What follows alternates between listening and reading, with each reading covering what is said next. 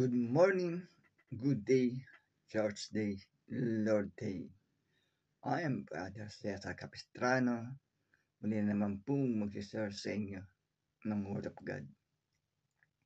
Ang ating pong topic sa araw nito, ang umiibig sa sanlibutan. Ano ba ito? Sa Biblia, ating pong aalamin yan. Meron tayo isang talata sa araw na ito. Bago ko po basahin ang talata, tayo po ay manalangin muna.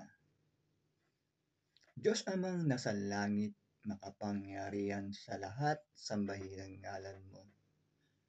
Diyos Ama, maraming salamat po sa gabay, biyaya na pinagkakalob niyo sa amin sa bawat isa sa amin.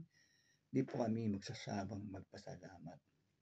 Sa muli na naman pong pagdilat ng aming mga mata, ay napakalaking biyaya po ito para sa amin. Muli na naman po namin magagampanan ang aming tungkulin para sa aming sarili, pamilya, trabaho, at kaawaan niyo po kami. Diyos Ama, kung kami po ay nagkukulang po sa inyo, papasukin niyo po sa amin ang iyong presensya. Kapag sa ganun po ay lubos naming maunawaan, maintindihan ang iyong salita na buhay at makapangyarihan. Sa pangalan ng Panginoong Yesus, Amen. Brother and sister, magandang araw na naman po ng linggo. Ating topic, ang umiibig sa sanlibutan. Ano ba ito? Sa Biblia. Ating pong aalamin yan. Ating pong pakinggan maigi ang ating babasahin mula sa Biblia.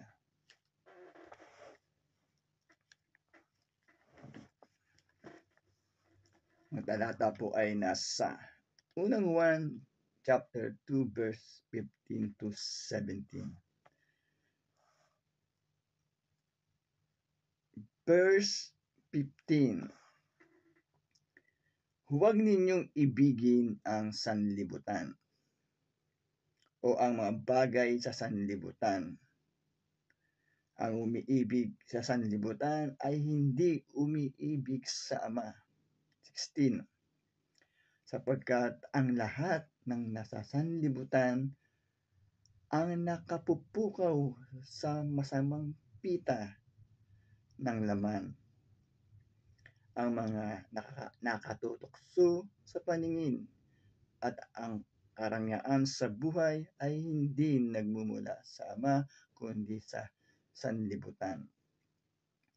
17. Mapaparam ang sanlibutan at lahat ng kinahuhumalingan nito, ngunit ang sumusunod sa kalooban ng Diyos ay mabubuhay magpakailanman.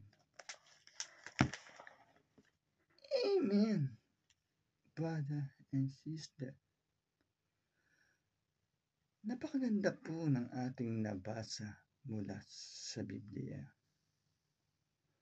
Sa nilalaman po ng talata, pinagtitibay sa ating nabasa mula sa Biblia na ang umiibig sa sanlibutan. Ano ba itong sanlibutan? Ito po yung ating ginagalawan dito sa lupa. Itong mundo. Ang umiibig daw po dito ay hindi umiibig sa Ama. Sapagkat kung ano mang meron dito sa mundo, kung anong meron tayo karangyaan sa buhay, ito daw po ay lahat ay mapapanaw o mawawala, brother and sister.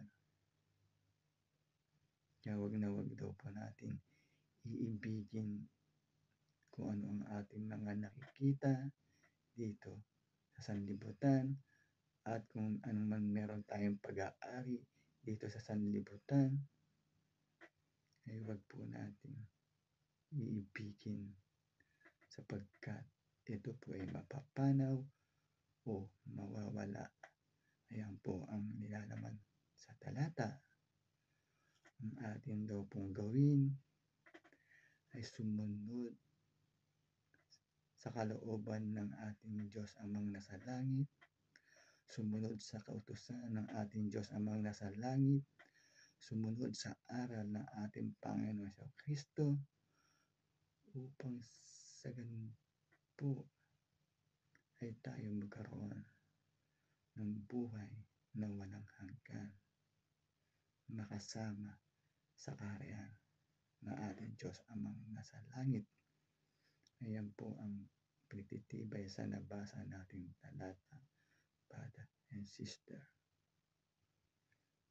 Maging maingat po tayo kung anumang meron tayo dito sa sanlibutan, dito sa mundo, ay huwag po nating iibigin o mamamahalin, sapagkat ito po ay mapapanaw, mawawala. Ganoon na rin po tayo. Nanilikha ng Diyos ay meron po tayo dito ang katapusan sa mundo. Kaya ang pinatitibay po, ang pinakamahalaga ay sumunod po tayo sa kalooban ng ating Diyos Amang nasa langit upang tayo pa ay magkaroon ng buhay na walang hanggan, makasama sa kaharian ng ating Diyos Amang nasa langit.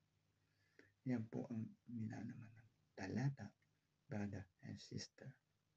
Napakaganda po ng ating nabasa mula sa Biblia. Kaya po sana ay huwag po tayong manawa makinig every Sunday na aking pong ibinabahagi na salita ng Diyos na buhay upang sa ganun po ay magkaroon tayo ng kaalaman, gabay at control dito sa sanlibutan. Magtatapos na po ang ating topic, tayo po'y manalangin muli. Diyos Amang nasa langit, makapangyarihan sa lahat, sambahin ang ngalan mo. Maraming pong salamat. Nakapagpakinig na naman po kami ng iyong salita na buhay at makapangyarihan na nagbibigay lakas po sa aming katawan at espiritual. Maraming salamat po. Sa pangalan ng Panginoong Yesus. Amen. Brother and sister, magandang araw na naman po ng linggo. Lagi po tayong mag-iingat at magdadasal. God bless to all.